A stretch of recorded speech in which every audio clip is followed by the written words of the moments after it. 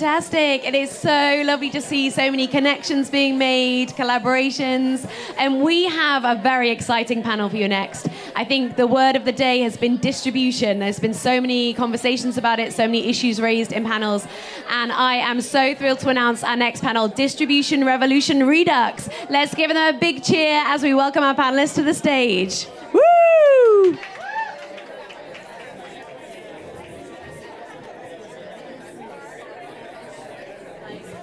My name's Brian Newman, and I've got reverb coming from somewhere. I run a company called Subgenre, which is a very odd company because I work in distribution, but only for films funded by brands. Real movies that open in theaters and play film festivals, and we do all the distribution for those.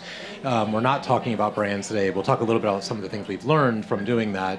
But I also write a newsletter on Subgenre, my company website that's free, and I write a lot about where distribution and film making is going, the future of filmmaking, the future of film distribution, and especially in the changes in the business.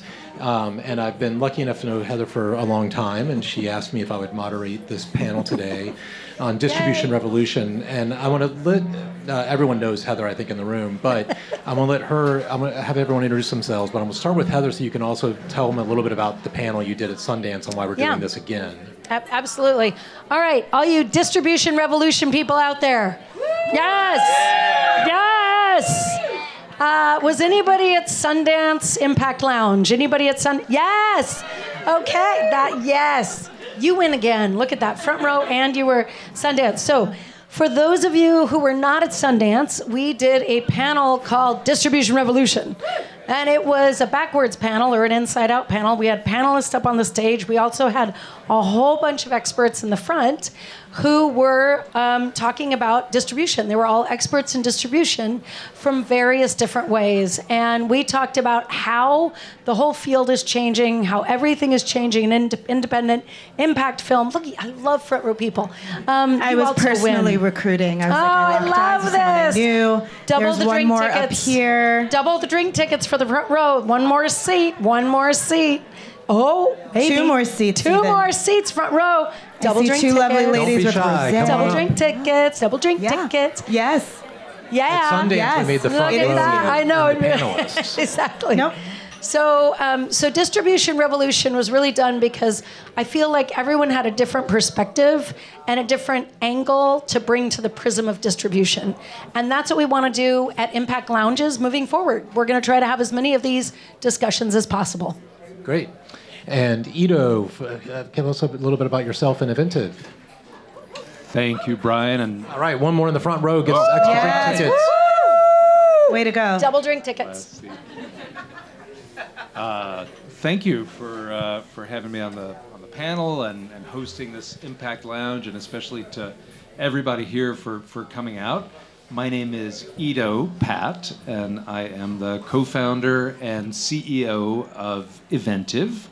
We are a platform that provides ticketing and streaming for film festivals. The biggest festival that we work with is Sundance, but we work with 700 or so festivals a year around the world, mostly in North America. And then we also provide eventized screenings for organizations like NGOs and studios and distributors, and also lots and lots of filmmakers who have come to us and asked if they can use the platform to go direct to audience, which is what we're going to talk about mostly today, how all that fits together. And very, very recently, we rolled out a free AI filmmaker marketing assistant. We'll talk about that a little bit today as well, because it pulls in all the data from all of those other audience touch points and is there to help you all, help filmmakers with audience development. Kamala, I'll let you take the next one.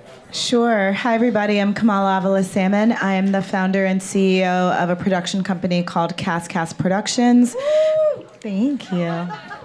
We have a deal with Lionsgate, which is the studio where I was an executive for 4 years as the head of inclusive content, really focused on advocating for stories by and about underrepresented audiences, so women, people of color, LGBTQIA, people with disabilities, but those stories are not only for underrepresented audiences, which we will get into. We don't make films about women or people of color only to serve those audiences. Black is not a genre. I will get that on a t-shirt one day. All right. That's great. Great. So we're going to start with the state of the marketplace and some negative stuff, but we're going to get into the good really quick. So it's not going to be a depressing panel. This is not about that. But a colleague of mine was in the bathroom over at the Marché and overheard an executive huddled on his cell phone who had a sales booth here who said, "I'm $100,000 in. We haven't sold a single title. What the fuck am I going to do?" And that's kind of the state of the marketplace right now. Things are not selling. And if you live in the United States, how many here are from the States versus Europe? A significant amount. How many are Europeans or international other than U.S.? A good number too. The distributors, most people don't get to say they have a deal with someone that's going to help distribute their film. And most distributors have lost what they call the pay one deal, which is their biggest revenue source, like selling a film to Netflix or Hulu. They're buying a lot less of the movies they were buying before, and that means distributors are buying less films because they can't take as much risk. And so filmmakers are playing gigantic festivals like Cannes and Sundance and are not getting that multi-million-dollar offer for their film. Sometimes they're getting offers that are less than what they spent on their film. Sometimes they're getting no offers, but they're playing film festivals and getting tons of audiences. So we know there's an audience out there, which we're going to get to in just a second. But they have to figure out how they're going to get their film to their audience in new ways a lot of times.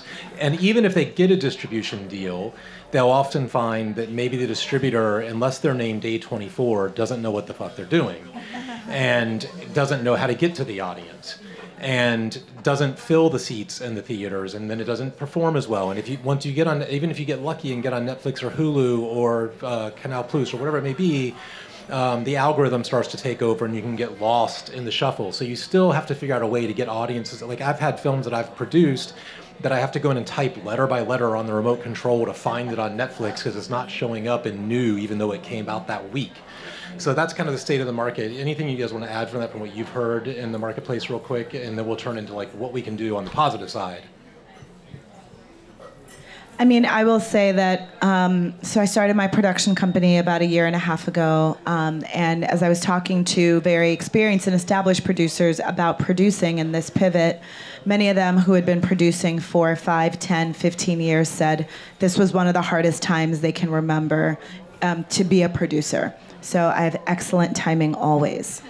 However, I actually do mean that genuinely because I'm a big believer that never waste a good crisis.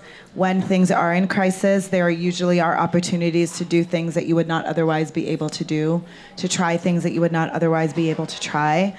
Someone smart is always building something when everything is burning down.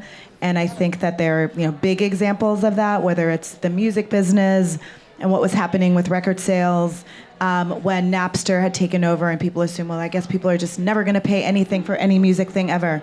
And someone at Spotify and someone at iTunes was like building what was going to be the next wave. And like when theaters started to decrease and people were like, well, it's because no one's going to go to theaters again. And Netflix pivoted their entire business from what was doing very well for them, sending people DVDs, to like, we're going to build something called a streaming service that now is being blamed for all of the things that are wrong with the industry. We can get into that later. I do not happen to believe that. But I do think whenever things are falling apart, someone is building something smart, and I think that it is better to try to figure out how to make what the audience is organically interested in doing good for you versus figuring out how to make audiences do the thing that is good for you that they don't want to do anymore. That's great. Yeah. Ito? I mean, to your point, Kamala, the audiences are clearly interested in communal experiences, right? There's not just a monolithic people who are going to show up at the movie theater and see what's on this week, and that's how distribution works. It's just clearly not working that way anymore. The thing that we see, and anybody who wants to can download this, our latest 2026 white paper on film festivals shows that film festival attendance right? At festivals, not at cinemas. And you sell the tickets for them, so you've got the real data. We have the real numbers. Yeah. Is higher than ever before, and we're comparing. We're looking at a data set that really got. I mean, we started in 2015, 16 with just a couple of festivals. In 2019, we had a meaningful data set. Pandemic changed everything. So we've got the whole curve of what the pandemic looked like and then what the recovery is. And the film festival audience now is bigger than it was in 2019. People are willing to pay more for the experience now than they were. So they clearly really highly value the communal experience. So then the key to getting films out there, A, includes festivals, B, using these sort of communal experiences of the audience and the desire of people to participate in community to get your film out there to the right people. And all of the traditional models can be turned on their heads, right? Forget about the window structure that everybody's told you about, and remember that just because you have streamed to an interested community audience with an eventized screening, that doesn't mean that you've lost the opportunity to do theatrical. It's the opposite. That's what's going to let you do theatrical in the future. Yeah, absolutely. Heather? Yeah, I just read Stephen Fellow's newsletter today about what's happening at Cannes, and he's saying very If you similar. Google Stephen Follows, you'll find him on Substack. It's Yeah. very easy. He's got a free and paid version both. Exactly, and really interesting. He was saying exactly the same thing, which is very cautious market and very few sales. And he said it's the highest attended Cannes Film Festival, at least by accredited numbers, and then potentially another 40,000 non-accredited people. So same thing, attendance high, deals low, caution high. So that also seemed to be the case. But I'll add to your idea around communal experiences and where things snap back is, so I own, Impact Lounge is our nonprofit. I have another company, Caspian Agency, where we produce events and conferences all over the world for social impact organizations. So I follow a lot of data on just events in general. Events are growing so fast, it's logarithmic. If you want a job, get a job in events. For that exact reason, in real life is experiencing a huge increase because people want to be together. So you've got that wind at your back. And then I'm also in agreement with you that new innovations take place. So I have a buddy who is just as annoyed with all the non-natural search functions on a Netflix. He's created his own front end so that you can put in it. I'm going to be a part of beta, very excited. That you can put in something like a Gen Xer would, like me. I'd like 80s comedies that remind me of X. And it will list them all, and it will list where you have subscriptions, how much it would cost, and compare them all. That's what we need.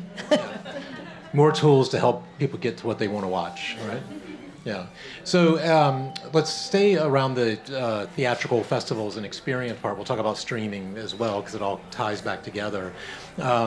But at my firm, we're always when we're working with brands, we start thinking about the audience before we even make the movie. And so that's my philosophy. And something I learned from, it's not my saying, it's a person named Kenyatta Cheese, says your audience has an audience. And you need to be thinking of how you're going to get the audience to tell their friends to see your film. And that's why it's not a lost sale either, because your fans might come see it again, not just when they see it live in the theater, but they're going to tell someone else. And that's what your goal is to get someone to say, I love this so much, you should go see it too, or you should rent it when it comes out, or you should see it when it gets on Netflix. How are you thinking about audience with your film? Yeah, sure. So I think that I hadn't heard that quote before, your audience has an audience, but I think it's really smart. So I think one of the biggest things that has always been frustrated to me, which I sort of alluded to in the intro, is that when you're working on content that is intentionally about underrepresented audiences, now there's immediately an assumption that like your end goal is to make things that are going to be relatively niche. we don't talk about films that star or center white male leads as like white male movies. I've never heard anybody say, I have enough white movies on my slate, so I couldn't take another one. Right? Versus when you're pitching something that centers an Asian cast or is about women, they might say, oh, I already have one of those. I'm always like, one of which ones? I haven't even told you what the genre is. You just looked at a poster.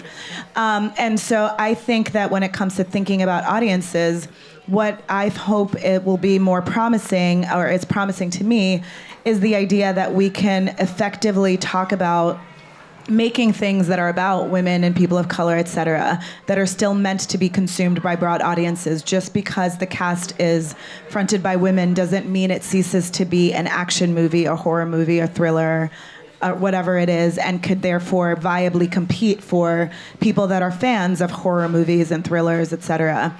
And yes, it is true that the history of Hollywood has sort of led to this challenge where audiences may not be as used to transposing their identity onto other people in the same way that I can watch Sex and the City and say, I'm a Carrie. And yes, I know I'm not a 40-something-year-old white woman from New York, but I can relate to other people that don't look like me.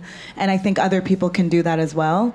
And so I think the challenge and the opportunity is figuring out how we make the examples of that being possible, because there are examples. Everything from Get Out to Crazy Rich Asians to Black Panther to One of Them Days to et cetera, et cetera, et cetera.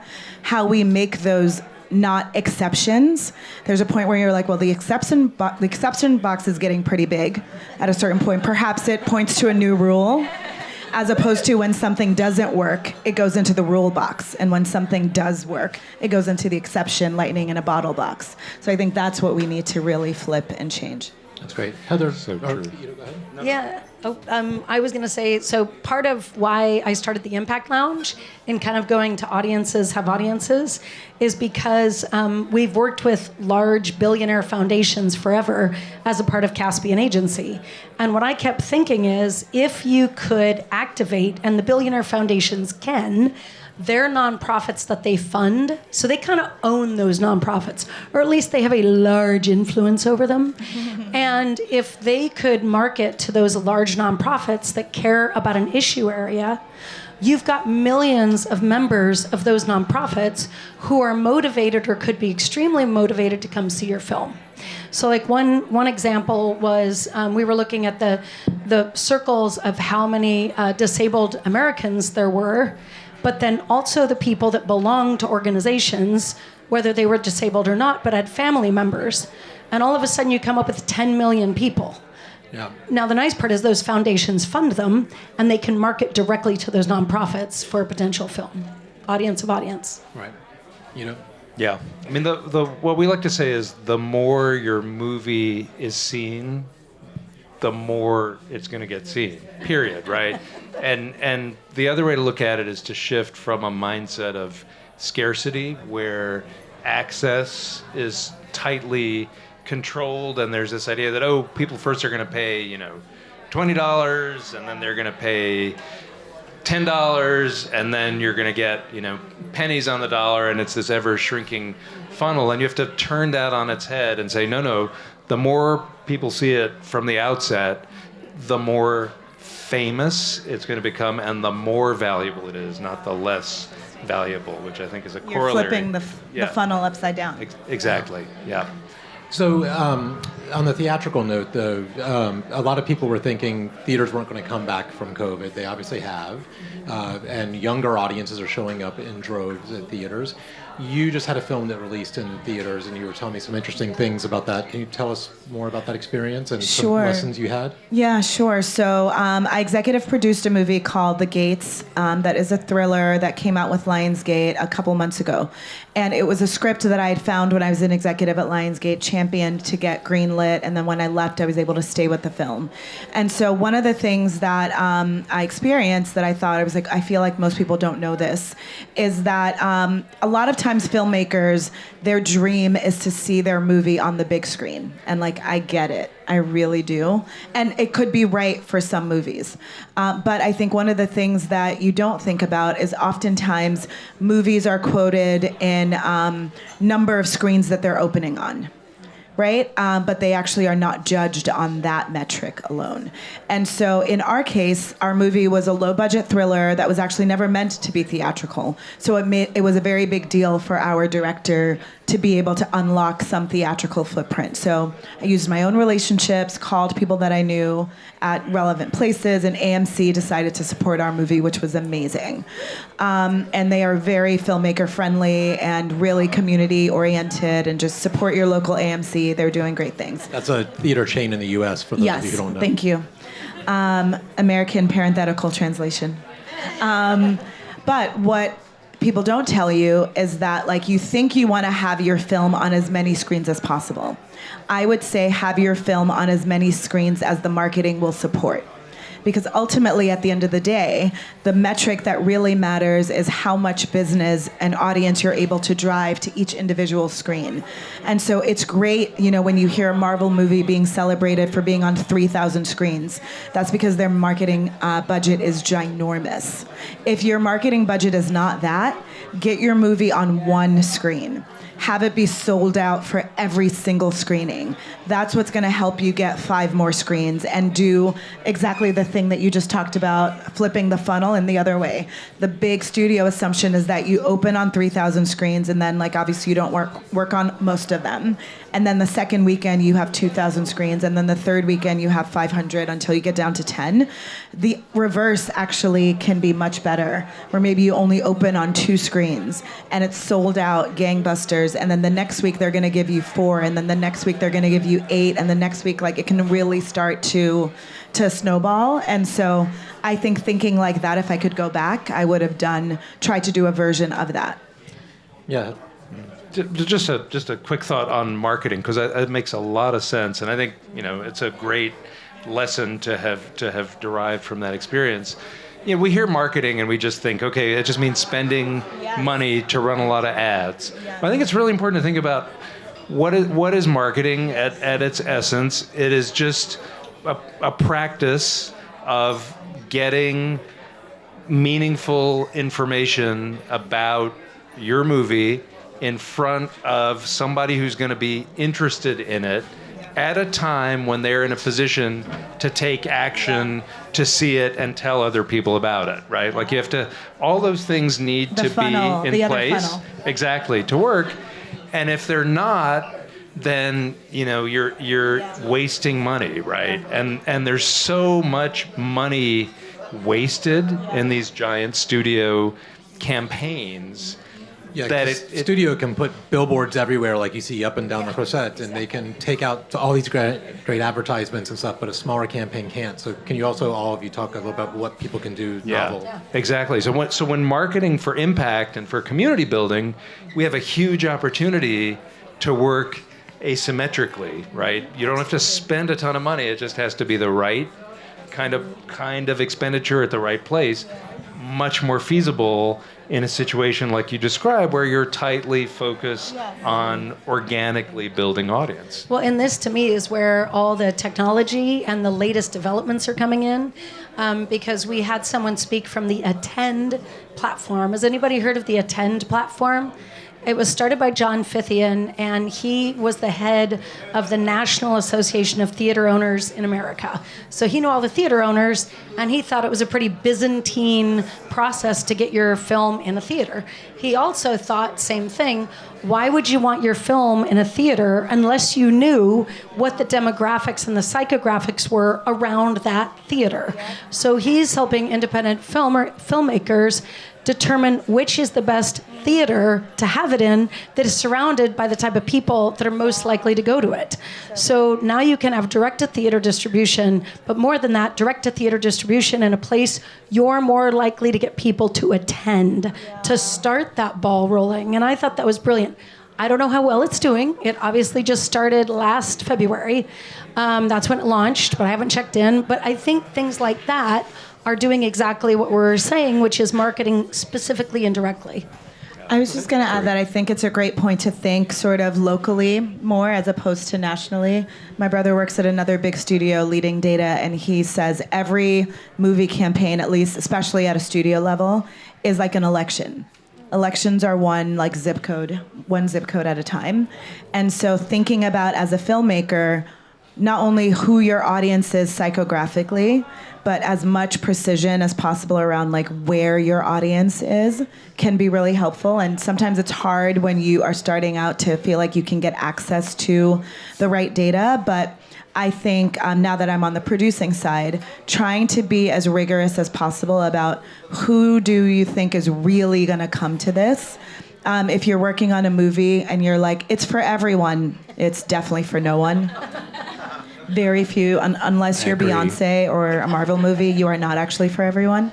And so knowing sort of who that is, and to the audiences have audiences, like in business school, one of the things that they tell you is that if you're launching a new company, picking your first 100 customers might be one of the most impactful things that you do, because if you can choose who the first 100 potential mouthpieces are and make sure they are the right 100, as opposed to a random 100 people, 99 of whom, even if they love the product, will never tell anyone else about it anyway.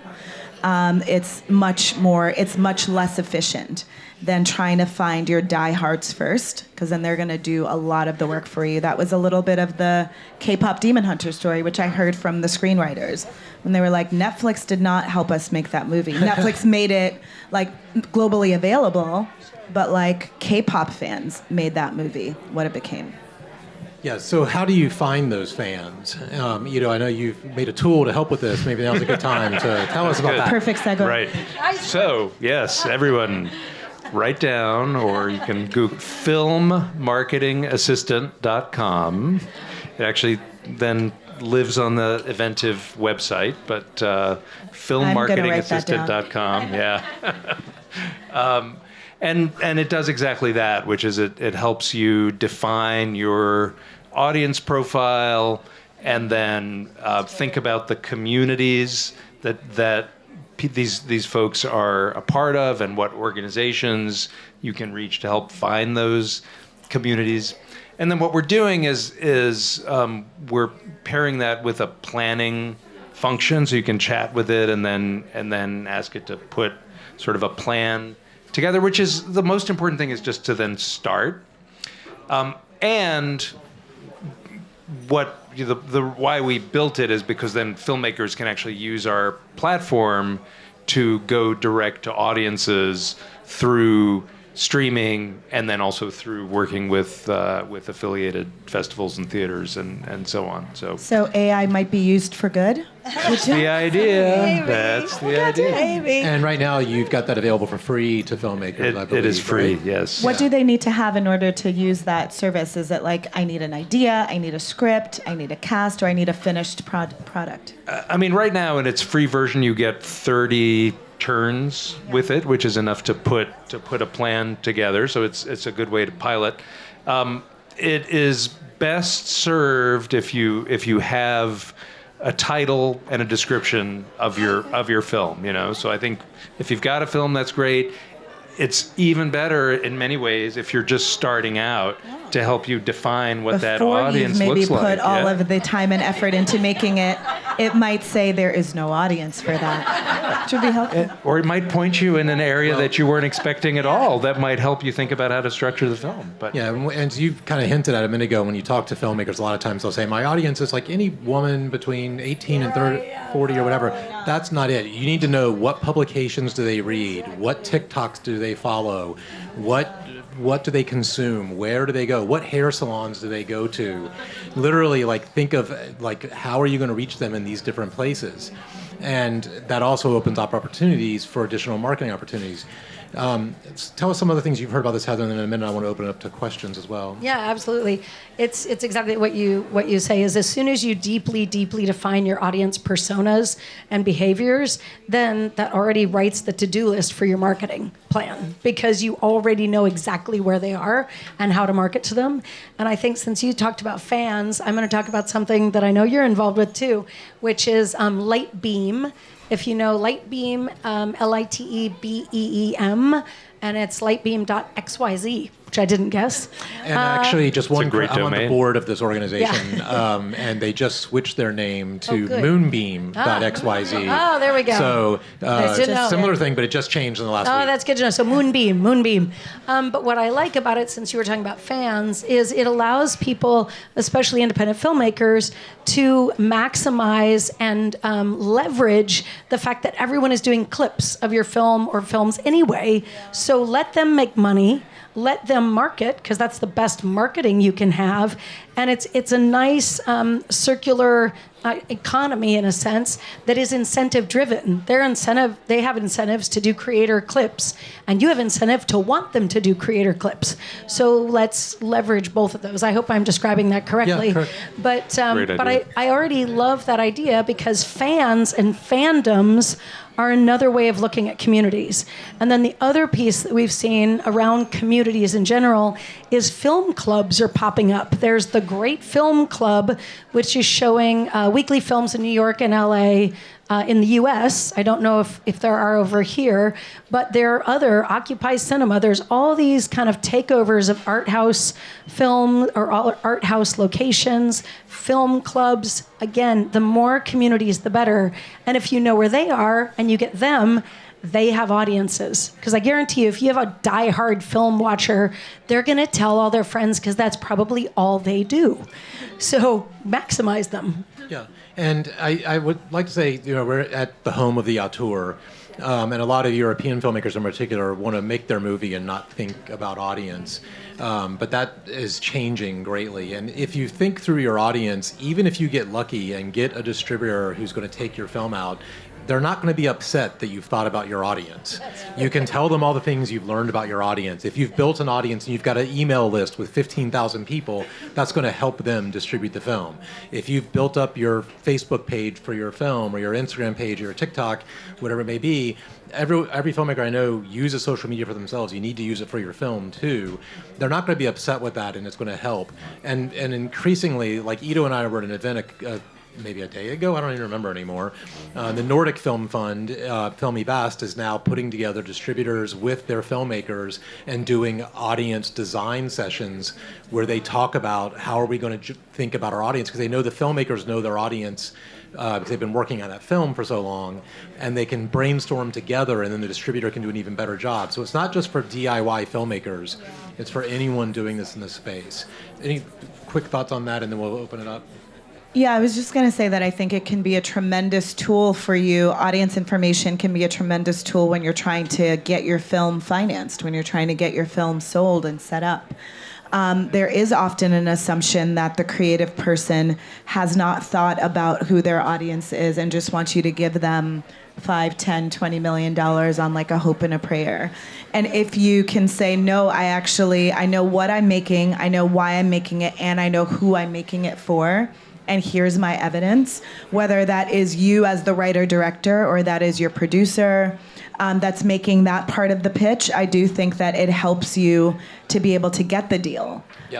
Because that is the first question that they're asking. The questions that are always going to come up, at least on the studio side, is how much is this movie going to cost to make? Who is going to go see it? And does that math? If two people are coming but you need $20 million, I don't know. Yeah, and alongside that, we're very fortunate that there are now lots of sustainable ways to tell a story, and that information can really help to guide. What should the budget of this movie be? In order for everybody who's participating to be fairly compensated and be able to go back and make another one. And if you've got a certain kind of audience potential that you've discovered, then you're going to budget at a certain level. If it's different, then budget at a different level. And that becomes a sustainable future for filmmaking. I'm going to open up to questions, but real quick, Kamala, I know you were thinking about this as well. Can you real quickly say what you were thinking about the budget? Yeah, sure. I was just going to say that like my biggest piece of advice to filmmakers would be sometimes you are incentivized or feel like you need to find the person that's going to give you the most money to make your movie because that's going to allow you to do all of these things. But the minute, whatever number you accept for your movie, whatever you're making it at, is an implicit commitment to a certain level of performance that then creates pressure. So I would say make your movie for the lowest number you can still make it good at, because that creates upside for you. That gives you another chance to do it again.